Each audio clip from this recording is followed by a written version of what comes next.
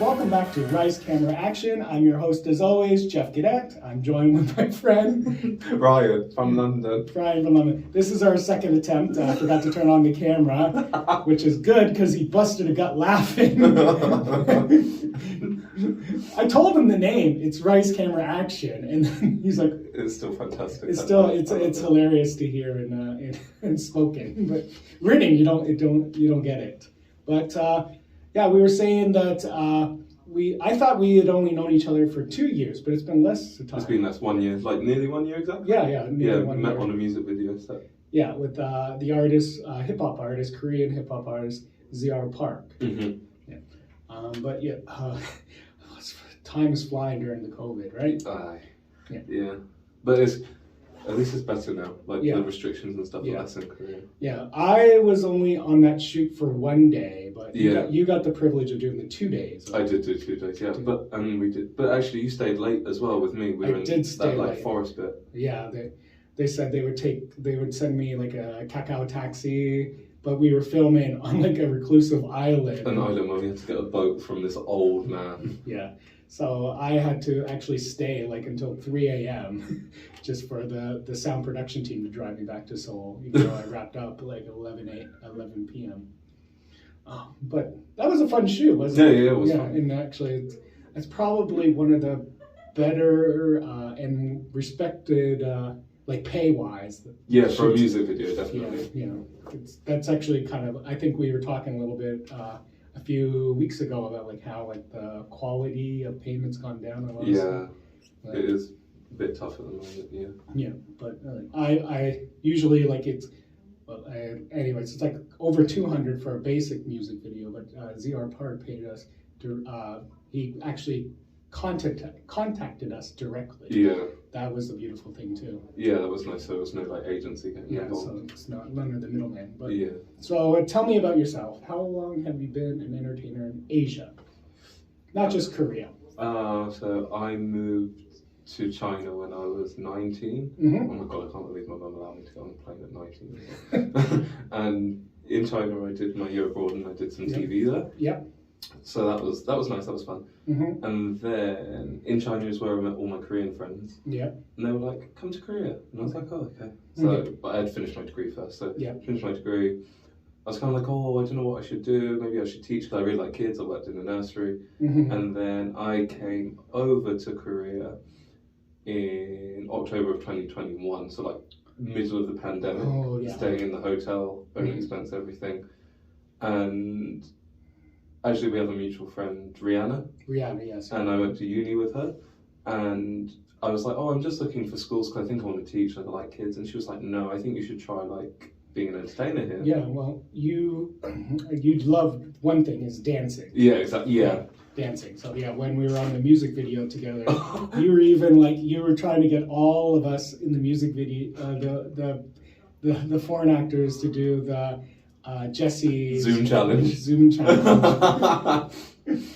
Oh, there's actually, have you seen Von's TikTok of that? No. I can't remember the guy, the African guy singing it. No, I see you looking at my pee. I see. Look, zoom in, zoom out. Zoom in, zoom out. I had to find it later. It went viral. Everyone was trying to tag Jesse. It was such a mess. Yeah, I just love, I was busting a gut laughing behind the scenes. It was such a mess. And then, that was like, I think that was I did one shoot before that. Mm-hmm. When I first got hit, so like after I got my visa and everything, I came back. I actually did Comedy Big League. Okay. Oh, I don't know that. Okay. Oh, it's a sketch show, and it's my bread and butter, and I never get this shit. Well, that Alex gave it to me, like our boss, but I had to play like. Was I Hispanic or something? I don't actually ever think they had the episode. Yeah. And then, anyway, so it was like really cool. It was fun. I haven't got the footage because my old phone broke, so I'm like, but it's okay. I'll find it somehow. And so then just from then I've been like here doing like random odd bits and pieces. I kind of say yes to anything. Right. At first I used to say yes to anything, even including the price. And then I really realised like how quickly people will devalue you. Yeah. So like I do a show sometimes called Surprise. I have that. I did that. Yeah, and it was just like I did it. The last time I did it was a couple of weeks ago. Okay. And I started like the call time was 6 a.m. and I got back home at 2 a.m.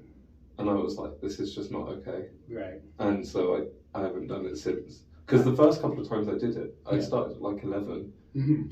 11 p.m. You go to the studio. No, like literally like 11 a.m. Finished at 2 p.m. Yeah. And then I went home by myself and everything. But then like I know recently there's just been like taking the absolute mickey with how like long. Yeah. Yeah, it's always been like Surprise has always been 7 a.m. meeting in Yoido, and then it'll film until 2 a.m. a Friday morning. So you're looking at least a 20-hour shoot. Right? Yeah. And it's always just you're always on call because they're always changing the schedule. Yeah, exactly. And so like they'll tell you, okay, you need to get out of this costume and get in a new one, and that because they rotated a lot of stuff around. Yeah. And everything's one camera, and it's just because they're filming multiple stories in one day. So yeah, exactly. Yeah, it's not like a slow pace like a normal shoot, right? No, exactly. So, yeah. But I had to stop doing it because it's what happened even before the pandemic. Like they were actually filming some movies that are now coming out, and I auditioned. I went in for second auditions, and I go, okay, cool. You're either this character, you're either like the TSA agent, or you're like the pilot or something. And then I never got a call back. And then like 2 months later, like they needed to film like other shots, and I go in as an extra just because I was hungry for money. And then there's like some people like, "Whoa, you're here? We didn't expect that you'd show up for this stuff." And then someone goes, "Surprise! He was on Surprise. That's why." So I guess the director or the casting agent like couldn't use me, or like the movie production, they didn't want me to be cast in a major role because they wanted to show that they are hiring higher quality actors for this movie, because because the Korean like movie industry has always been trying to break into the Western. And like if someone that shows up on a low quality, low caliber show like Surprise, but then has a major role in like one of their movies that they're trying to promote in Hollywood, or even domestically here in theaters, there's a difference of contrast, right? Yeah, no, I didn't know that because I actually remember, I think I posted on my Instagram story like the first time I went, and you went, "Don't do this. Don't do this." Yeah, so it's like it's a bad stigma that sticks on you. So, but like, and then like I've had other people that tell me that when they first started Surprise, they were also getting roles for the movie, and then they filmed they get like a key like role that's crucial and can't be really edited out, and then a couple months later, the director is watching Surprise and he sees this person that they've hired for a key role, and they go, "Why didn't you tell me you did Surprise?" Like going, "We can't edit this out because now it's too late." So like I've seen even like other actors here that were very like, fresh to the whole like how shit works, and they've gotten in trouble. They got like scolded for doing Surprise. So, but I mean, I've already done that, but I can't go. I'm never gonna go back. But, yeah, no, I don't think I can either. Yeah, because it's just. I mean, my thing was more how long it was taking and stuff. Really, yeah. There was also like a lack of respect back in the day. That's what I mean. I mean, yeah. But yeah, so but it actually helped me understand the business better, and I did get a lot of practice behind the scenes. So I don't really regret fully. I just regret that I spent so long there. I stayed too long, basically. But that's my whole life story. I stayed in one place too long. The sum of my people. Yeah. But yeah. So like, but you actually, I see like you fill a lot. You check a lot of boxes basically for casting. So like you're British, correct? Yeah. So, but you're I'm mixed race. Yeah. You're mixed race. My mum is Welsh. Yep. And then my dad is black from the Caribbean. Yeah. Was Caribbean considered, but a place in South America called Guyana. Yeah. So what's quite nice, I guess, here is I can be quite ethnically ambiguous. Yes. Yeah. That's so they take me as like either a Latin American or a black person when they need a black person. I can kind of change Middle my hair Eastern, texture, yeah, Middle Middle Eastern, Eastern, all these kinds of things. And then with voiceover things, I can tend to do British. Yeah. Because the only thing that actually is quite weird is that, well, I don't know if it's weird, it's just kind of the stereotype of things. It's like, if they need like a British newscaster for something, I never get that. Because they're expecting a white guy. So I feel like sometimes actually I've seen instances where I've been up for the same casting as someone that's white but from any other country but England, and they still use that person and just watch them fumble through the lines instead because they will what you kind of because they're just doing whatever, they're just doing a made up, a make believe British accent. Exactly. So like I did like do that audition like for a British newscaster too, and I probably fumbled all the way through it too. But I mean, but I'm like, they're probably not looking for a chubby bald guy with some facial hair. No, I think that doesn't really that doesn't speak like British like gentleman to them. But like genuinely, you do look like a newscaster from the UK. So but and we also did we did the Hyundai advert. Oh my god, that was a kind of. We're not long day. That was a long day. That was. My role was kind of like because it was for the World Cup last year, 2022, and so you were cast as one of the athletes. Well, I was like kind of cast one of the managers, and basically my role was just as they're coming out of the change room, just high-fiving everyone in the absolute pissing rain. But like it's also fun just meeting up with my friends on shoots like this. Yeah, I thought that was quite a nice one actually. It was very chill. Yeah, let's not talk about what there was also some drama behind the scenes of that, so let's not talk about that. No, we will not do that. Yeah, but now we're into 2023, and like you just also there was the Fashion Week earlier this month. What did you think about that? I really enjoyed it. I didn't get to walk. I would have liked to have walked, but again, it's one of those things. My body's not made for runway. You're gangly? Yeah, I'm not gangly enough. Oh, really? Yeah, I'm quite broad compared to what they would like, and those kinds of things. They're like twigs. Oh, so, but it was fun. I went there for 2 days. The first fashion week I went to was last year. Yeah. I went all 5 days, and I swore to myself I could never do that again. It's absolutely mentally and physically exhausting. Because you're going there and you're meeting all these new people and you're having photos taken. It's just like going to work 5 days on the trot. But you're not getting paid. And you're getting some nice photos out of it, which is lovely. You meet some nice people, but you are ostensibly putting in so much time and effort mentally and physically to go somewhere for maybe like 7 hours. Right. So you're there also kind of like volunteer. Exactly. Just helping photographers and trying to get your face out there. Exactly. And so I just went for 2 days this time. I went on the first day, I went on the last day, and that was perfect. I went with made some new friends, and that kind of thing as well I think really helps, because I think these kinds of things you find more genuine people around there, and those kinds of things. People are willing to take pictures, people are willing to be, obviously there's that kind of fake people, but also you can meet agencies and those kinds of things. It's quite nice. Yeah. And also you get to see all these different brands, because I mean last year you were able to like queue up, and if they had any spare tickets you could go, but this time they didn't do that. I guess with all the regulations being dropped, everyone just wants to now be like go out and experience this stuff. Exactly. Yeah. Did you for me at the start of, because the Seoul Fashion Week was the start of March, but I noticed on like social media a lot of the actors and models here, the start of like at the end of January, the start of February too, they started putting the hashtag. It's like Seoul Fashion Week. I was doing that littering my Instagram with that. That was to like try and get castings to be able to walk. Yeah. I was doing that too, but I don't know. Well, I mean, there was some like, I mean, do you know Nunez? Nunez? With facial hair with with long hair. Yeah. He got called to quite a few casting. Okay. He's a couple inches taller than me. I'm still like, because for male models, it's like over the 6 foot, the 180 centimeters too, and I'm barely that. Really? Yeah, I'm only like on paper I'm 177. So usually if I'm wearing like my dress shoes, I'm 177. Oh. Yeah. That's not what I thought you were talking. Yeah. Well, I'm single. Hello, look at this. In Korea, it's no any boy under 180 is a loser. There's been that stigmata put on me a long time ago.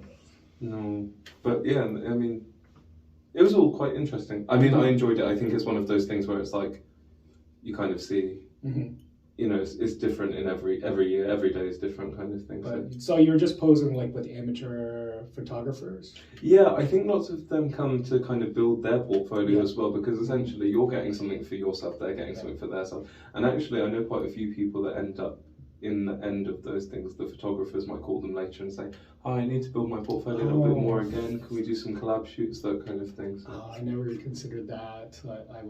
I was like busy with some stuff, but then I had a Sunday left over. Like, do I really just want to go there for the last day when there's like you should always go when the last photographers are there, and I'm like, I'll do it next year. It's the procrastination mentality that I have in my head. It's okay, it's only a couple of months till the next one. Oh, really? Okay. Yeah. I got it. So I gotta get in like bikini shape. Bikini shape. Gotta be a beach babe. I'll make sure I'll get like a clean shave, razor shave. Polish it up. Polish it up. Make sure the beard is nice and glossed. Yeah. Did you bring even like multiple changes of clothing for that? No, I didn't, but I saw loads of people that did. Yeah, okay. But I was just a fucking freezing. I thought like I went there with the best intentions, but you know they were always led astray. And I took a couple of my friends as well. We all stood there just shaking. Like, this is great. Where's that slither of sunlight that we can run to? What do you mean? Like girls that are only 40 kilograms? Cold? Have you seen the way that they dress? Oh, that's cool. So, like now going forward, do you want to focus more like on the modeling or the acting or what? I did an audition recently for one movie, and I really like acting. I studied drama when I was in sixth form, so the equivalent of high school. So did I. That was like one of my main subjects. And I really love acting, but I think it's quite hard here to be able to do like, not prolonged acting, do you know what I mean? Like have several projects come up at a time, because obviously unless you speak really fluent Korean, my Korean's alright, but I don't think it's able to like be able to do scripts every day and those kinds of things. Well, like in English or just? In Korean, but like, and the movie I auditioned for recently is an upcoming movie about an Amazonian archery boy. Yeah, that's and it was going around and around and around, and everyone was like, I had a message from every agency being like, can you audition? And then eventually Alex, our CEO, our boss, he sent me the thing. So then obviously I had to tell all these others that I couldn't because I was doing it with our own agency. I mean, I'll see what we hear back from that, but I don't really think the way the description was literally me. Yeah. So I was like, well, if I don't get it, my acting's just shit, I guess. But like, I think you're gonna get it. It's just also like what happens is I find that a lot of the shoots they have an image that they want, but they're still even working on the storyboard to get the script. Yeah. So they want to hire you, but they don't have. They'll just actually once they have the image, then they're going, okay, we'll write that in. Yeah, exactly. It's just basic. Because even a lot of the movies now are based on like webcomics too. Yeah, exactly. So it's just a skeleton, a storyboard. Yeah, until they get the final thing and see. Yeah, but I mean, I really love acting. I really enjoy modelling as well. It's just I kind of want to not keep my hands in every pie, but like I would like to keep trying a load of different things. One thing I want to try a bit more of is fashion modelling if I can. Okay. But I really I mean, as I said, I don't think I'll do surprise anymore. It's just, it wears me out a bit. But like things like commercials and those kinds of things, like they're quite enjoyable. I think also as well, my personal opinion is that I thrive when there's more people on set. Yeah. I know lots of people do so many shootings where they're just one person, like them and then the team. And then I just think to myself, I don't know how you get through the day because I'd be so bored. Well, look, because my Korean's pretty high, so I am on a shoot and they're like, oh, you can speak Korean, and then it's you can have banter. I can have banter back and forth, and they're like, and even there might be an interpreter, and then she's like, oh, I don't know why I'm here. I was like, I told, look at all, you didn't even do any research about me. Yeah, I did. Like it says on my comm card, like. advanced conversational English, and going, oh yeah, and let's show them, hey, I graduated from 2 different language academies. I can have a conversation. I'm on the edge of just right now, I'm actually taking some of my English stand-up comedy and converting it to Korean comedy. So I'm probably about 2-3 months out from actually going on a Korean stand-up stage and actually present it. Yeah. So it's just I do have a high functioning Korean level, but no one checks it. Yeah, I mean, they just send the interpreter. Yeah. I mean, for me, it's just terrifying when they don't send an interpreter. You stood there and you're like... Yeah, but it all, in the sense too, I would say about 40% of my work that comes in, probably in the spring and in the fall, is from just random people reaching out to me on Instagram. Yeah. Yeah, so that's another thing. So whenever I do post something on Instagram, it's in both languages. It might be English first, Korean second, and then the next time Korean first, English second. Yeah. That's a good idea. It's quite surprising how much work we can get through Instagram, I think. Yeah, but just touching back, even though you're not doing surprise, I don't think it really hurt you as much as it me, because there's more right now, especially in the age category of me. Yeah. Because a lot of the over 40 actors have not done surprise, so I'm so a lot of the native English speakers, they've kept a pristine track record. Okay. So that, but I'm trying to break through. But even that, I'm going to I'm meeting actually agents that hired other actors for certain projects with poor skills, and then they meet me and they go, oh, where were you? I'm like, I've been under your nose the whole time. I've been contacting you the whole time. You just haven't really paid attention to me because you just put me in this box. You put me in the kind of the B box, because I did have a bad record that I'm trying to expunge. It's quite surprising actually as well. I find how slowly people reply to you. There's so many. I've been on quite a few sets where I've been an extra for things, and I end up being more than an extra, image role or sub role. Yeah. I'm not getting paid. I'm still getting paid the extra role, but for the same job I've been up for main. Yeah. And then they've said no, but then when I get to the set, and then they're like, oh, yeah, well, that's, and I'm like, no. Yeah. I did a very big commercial 3 weeks ago or so. Okay. And I actually, so I did it as a favour to a friend. Didn't know what the brand was or anything. That ended up being a very big sportswear brand. And I was being paid $300,000 after I argued, because the original price was $200,000. They've used my face in the thing as a one shot thing of just my face, and all of this, and then they had C4 visa models in to do all of the main work. So C4, so the C4 is the 90-day temporary model. Yeah. So these are usually the traveling models that go between different countries.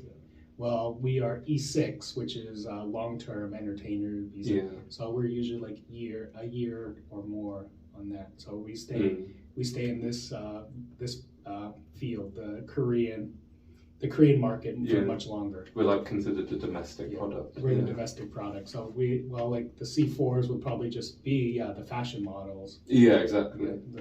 Or the makeup brands and lotion brand models. Exactly. These are the skinny Western Europeans. Yeah. Chisel feature. Exactly. 19, fresh off the boat. Yeah, I did a Samsung commercial, and one of the girls was 16. Yeah.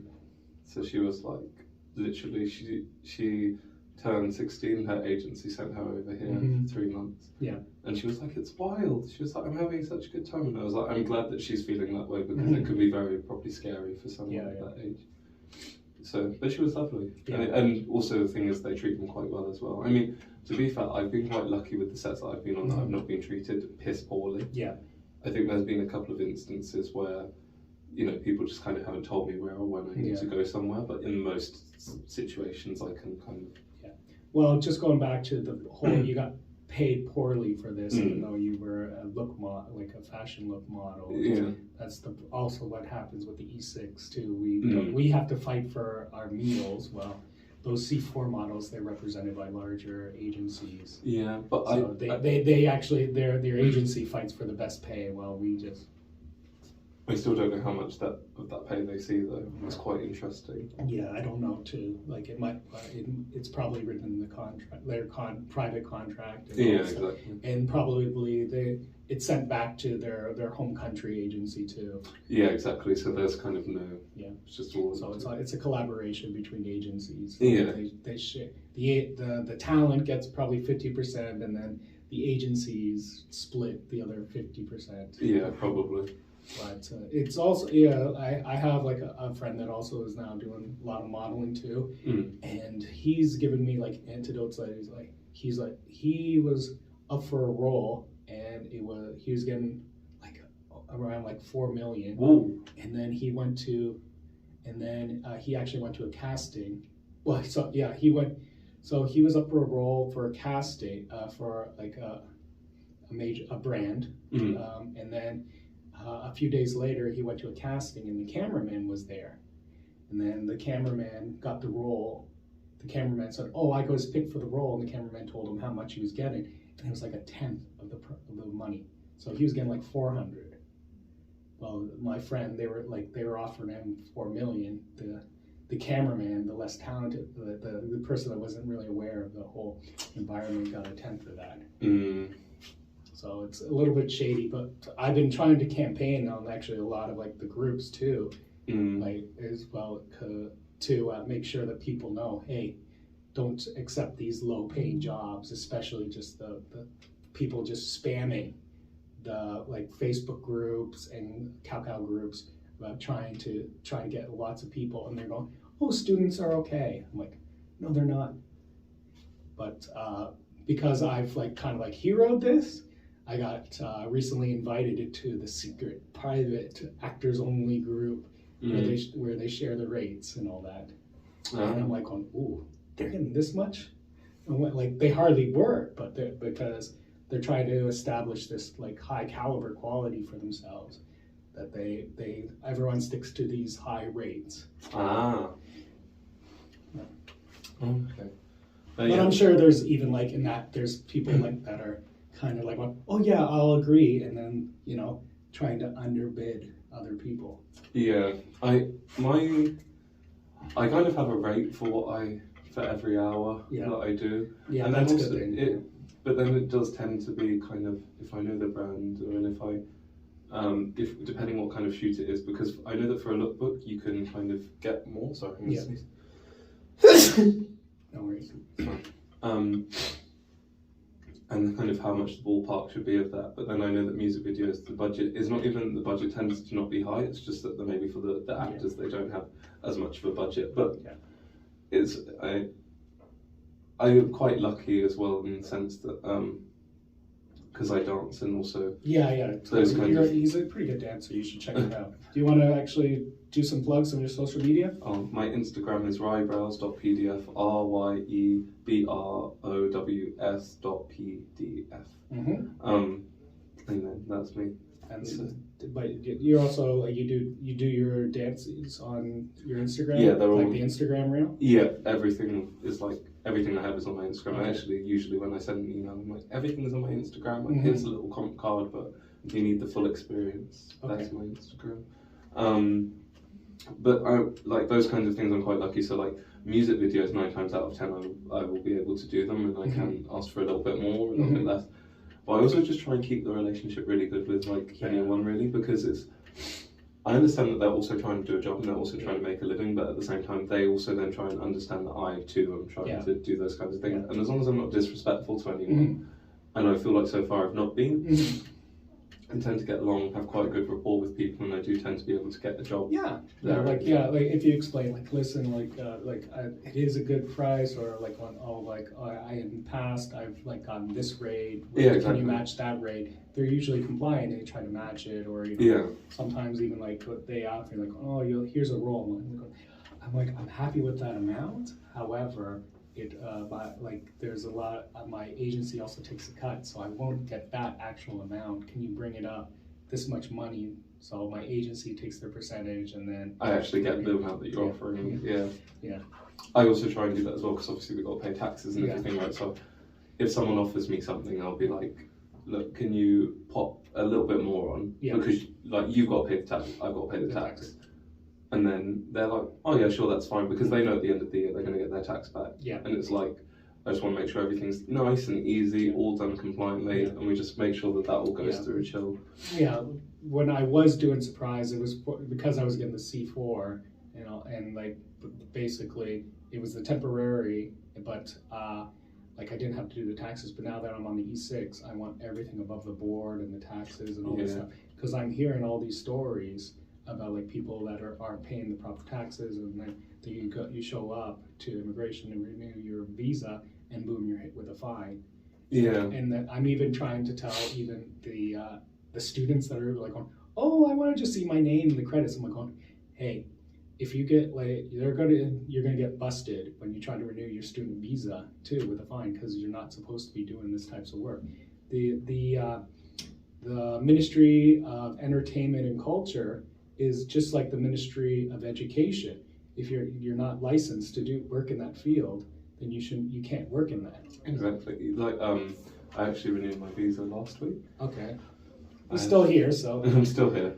It was just like quite a traumatic experience. I don't know what happened to the woman prior, like as in what the customer, like whoever was being sent before. It's pretty easy for us to renew it too. Yeah, it was really easy, and actually I went there with like probably more than I should have had, and I gave her 3 of my forms for tax, because they've been asking everyone in our agency in particular for those forms. And then there was like our agency name had changed recently, so it was on 2 separate forms, and she made me phone my manager, and then she made me phone our boss, and then she made me phone all these people. I sat there sweating for like half an hour, knowing I've done nothing wrong, and then she was like, oh, okay, I'll let you off this time. And I was like, what do you mean this time? Well, it's bureaucracy, and they're just following like what's written on the screen. Yeah, exactly. So they need last year's tax reports, but the taxes are filed in May. Yeah. And then last year's tax report isn't available until the middle of June. Yeah. Which they don't understand. My last company, I had that same problem. They said, where's your tax report for the previous year? I said, well, I went to the tax office, and they can't give me that. They could give me the 2020, but they can't give me the 2021. And they said, well, lucky for you, we can actually contact the tax form. So it's just, they gave me a form to sign for like consent for them to research into how much money I made. And then they're going, okay, we're going to start processing it. Come pick up your card. As well as my old company was shit, and they didn't have the recommendation letter, so they ready yet. They waited like to the last moment, and then so like I put them on the phone, and then my manager, she's like, oh no, it's getting processed, it'll be ready next week. So actually the day that my old manager emails me the reference letter, I got a call from immigration, come into the office as soon as possible, because okay, and bring your recommendation letter. I brought my recommendation letter, and they go, oh, we couldn't actually find your taxes. Like we said we could, but it's like you said, but can you have your company here's your renewed your card, but can you also have your company email the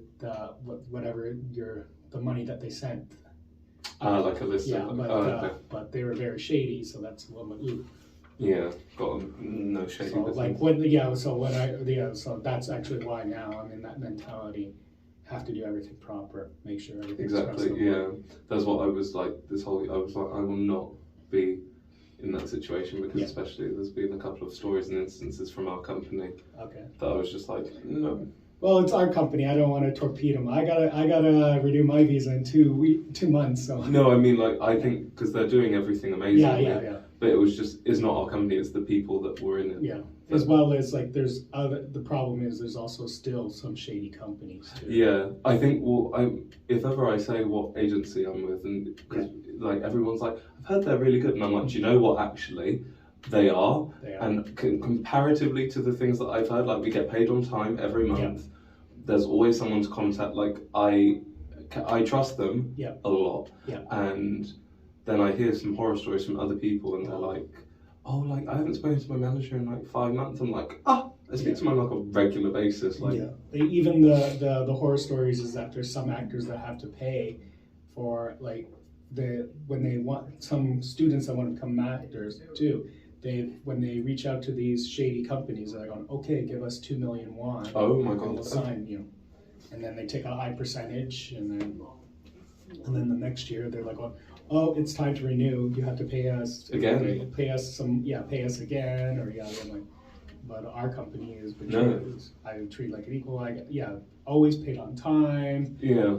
Like always is in good communications with us. Yeah, that's what I think it is really lucky, because I mean, I don't know if I could go through with some of the horror stories that I've heard. Like, I think if that were me, I would have just gone home. Yeah. Well, what else can we talk about? Well, so dancing is. So I didn't like dancing when I was younger, and I was quite tubby. Yeah. And my friends promised me that there was a place there is a chain of restaurants in London called Creams, and another one called Casper's, and they're waffle houses. Yeah. So they sell like waffles and ice cream and cookie dough and all of these things. And I was like to my friends, my mum gave me my allowance, so I want to go and get waffles. And I knew, because these were like two of my best friends, our mums were like, they knew that on like, I think it was like must be Wednesday, we all got our allowance the same day. Yeah. And so we would all then go and have like whatever, because the thing is, we had like meals in school, and I mean, I don't know how people know if British school works, but we have like, you pay and you have a fingerprint, you don't pay your lunch money directly. There's like kind of ways that you do it. And so I had my kind of pocket money, as it were, and I was like to my friends, so we're all going to go get waffles, right? And then they were like, no, Ryan, we're going to a dance class. I mean, you're going to come too. And I was like, no, I'm not, I want to go and get waffles. And they were like, we'll go and get waffles with you if you come to this dance class. And I was like, fine, it's a stupid dance class. And I went, and I loved it, and I was very glad. And I did get my waffle afterwards.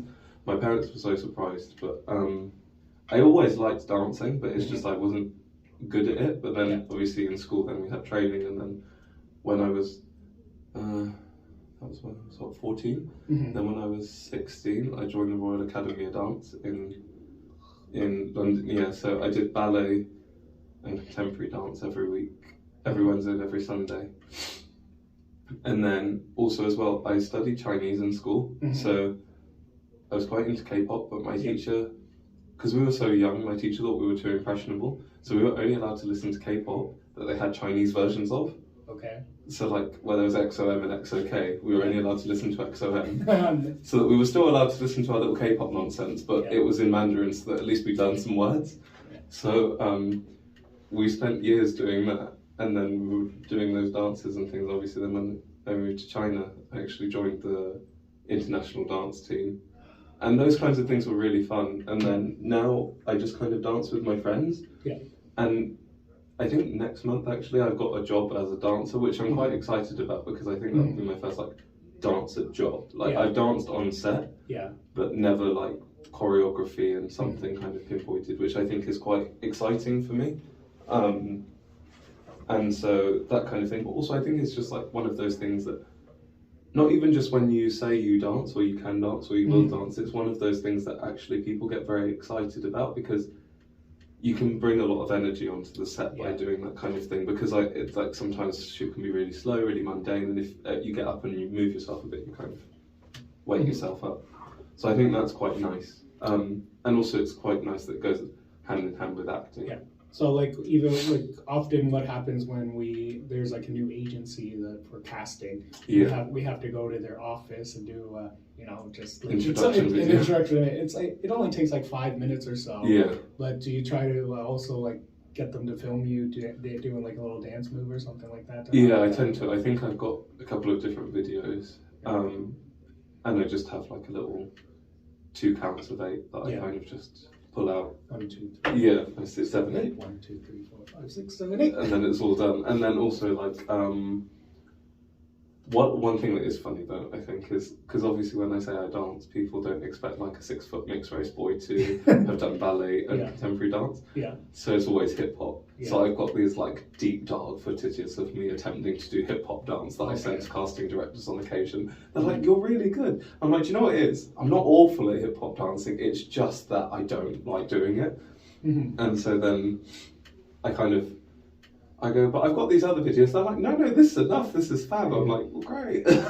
Well, yeah, like what happens is a lot. There's people say, "Oh, I'm a dancer" and all that stuff. Yeah. But yeah, they're trained in one way, but then when they do, they advertise like, "Oh no, I'm an all around. I'm polished." Yeah. But then when they show up, they're clunky. They can't do the hip hop. So it's good to see that you're a little humble too. Yeah. Hey, I can do this well, but like I'm still not comfortable with the whole like hip hop, hip hop style. I think it's like one of those things that I had to learn to set boundaries, because what I don't want to do is cut my nose off to spite my face. I don't want to get onto a set where I've told someone that I can do something and then end up them hating me and blacklisting me because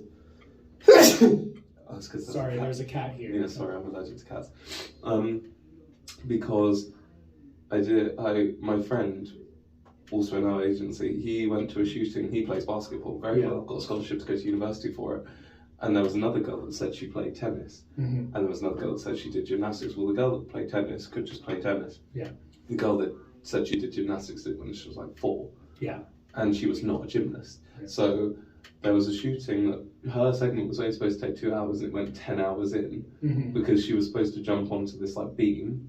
Okay, like a pommel horse. Yeah, or beam. She missed it every time. She couldn't land, and all of these things. And then in the end, what they had to do was they said to her, "Right, you need to go and take a break." And they called the manager and everything. And then his section, he was waiting there for like 10 hours. They ended up filming his. He went home, and she was still doing this whole pommel horse thing. And then she was like, ended up being really blacklisted for it because she was just like, "Oh yeah, I can do gymnastics." And it was like, there was a very big difference between her looking nice in the leotard and getting like those normal shots, as opposed to her actually having to high power vault onto her. Well, yeah, I've talked to other people on Rise Camera Action too, and they like say, "Oh yeah, like they have a skill." I talked to maybe you know him, Andy from Germany. Yeah. Like he's he's a skateboarder, and like he's like semi-pro and whatever. Yeah. And like he's responded to like when they're looking for skaters, and like he shows someone that can skateboard, and he shows up with other people, and all they need them is just someone that could go from A to B on the skateboard. Yeah. And he's like, "Oh, I thought you actually needed like a skater, not just someone that looks like." But also like some of the people he would say like when some of the people were not at the caliber that he was, and like even like struggled like kind of kicking off.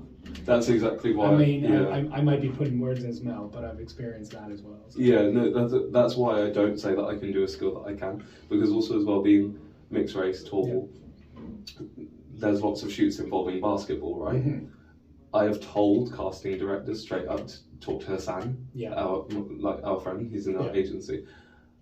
I've just gone, find Hassan, because it's not even me stifling my own bag at this point, like trying to not get money, but I will not embarrass myself for the sake of and cut off relations, because as well what it is like, if I say to a casting director, "Yeah, I can play basketball," the casting director's told the director, "I get the job, I go there, I can't play basketball." The director's pissed off, I'm awkward, the casting director's pissed off, and then that's, maybe 6 months that the casting director doesn't want to talk to me.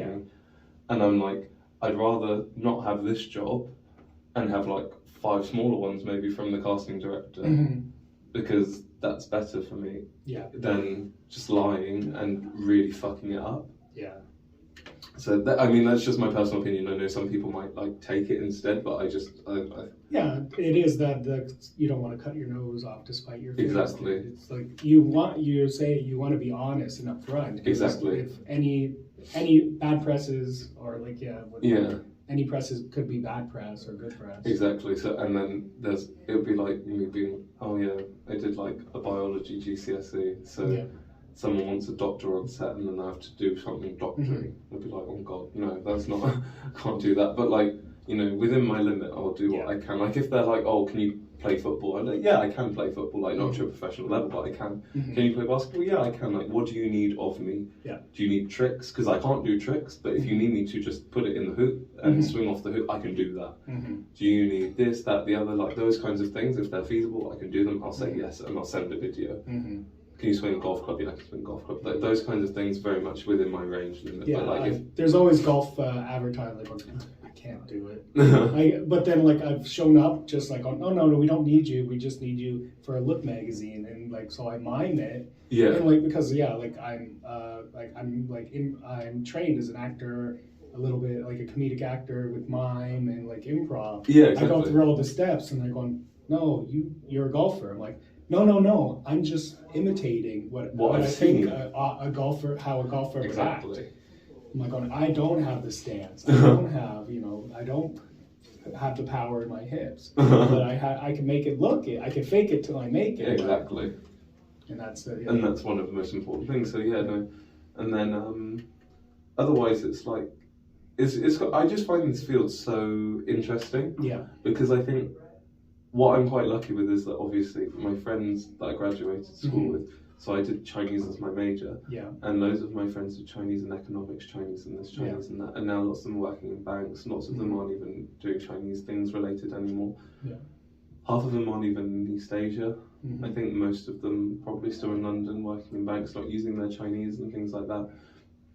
And I'm actually so privileged that every day I do something different, and every time I have a job it's different. And it's nice and it's interesting. I mean, I might not be earning the same amounts as them. They might be earning ridiculous amounts, but at the end of the day, I know that when I come home, I've had a really fun, interesting, exciting day, and it's not a competition for me. But I think in lots of people's minds it is, and also as well with the way that this industry is there's always someone else that they might pick instead of you, and it's quite easy to get disheartened. But I think one thing that I have learned is that it might not always just be you. It can be so many different circumstances that just led it to not be right this time. So it's nice. You're making me feel warm right now. I think, but in 48 hours I'm going to forget these words. I'm going to be back in my dark little hole, being jealous and envious of all these people getting the opportunities that I feel I deserve. I deserve. No, it's true. But it will all be fine. Yeah, there's some there was like life is cyclical, and exactly. When you're up, you're at your highest and you feel your best, but then that it brings you down. But then you're in the mud again. But then you don't worry all the time that you're in the mud. Soon you'll be brought right back up. Exactly. And it is fun, and it gets more and more fun every day. And I think one of the things that is really exciting is that like my mum is coming soon, so I can show her my little world that I've managed to make by myself, which is really fun. It's like nice because I guess another thing is like one of my friends back home, they're not all still living with their parents, but like their parents have kind of seen our world because we all grew up in the same areas and they've been to all of these different places. Now my mum's going to come to my mum isn't, why would my mum have any business coming to East Asia? Like she's going to come to Korea, this teeny tiny little white woman, and be like her at the well, she's like, where's all the fried and boiled foods? Yes. She's just going to be confused, and is there kimchi on everything? No, she hates kimchi as well. The smell of it makes her feel sick. So my father is like that. Yeah, so a bit worried about that. And I mean, like, I think it's just going to be quite entertaining because my auntie came. Yeah. But my mum is very low maintenance in everything, in every aspect of life. But there's just some things she can't stomach. Whereas my auntie is quite high maintenance, but she'll just do random things. And I don't think my mum has gone on a holiday that's not like a beach holiday in about 28 years. So I think she's going to be very shocked when she sees all this concrete. Like, where's the park crying, James? Oh man, well, I look forward to that. But thank you once again, Ryan, for joining me on Rice Camera Action. I know, but I've been Geoff Gaudet. And I've been Ryan. You can follow us on our Instagrams, I guess. So mine is Comedy Geoffy, Comedy Geoffy on Instagram and Twitter. And mine again is rybrows.pdf. That's RYEBROWS.pdf. All right, well, and thank you guys very much. Bye-bye.